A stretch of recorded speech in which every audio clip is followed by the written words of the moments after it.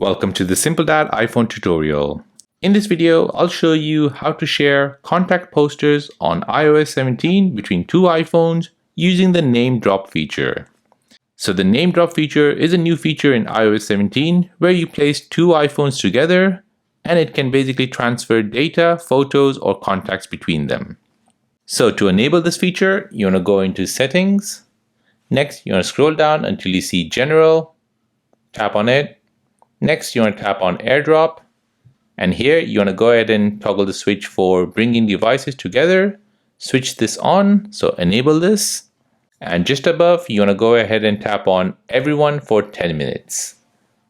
Again, you need to do this on the other phone as well. Now, once that's done, go back to your contact poster by going to your phone and My Card. Now bring the two phones together.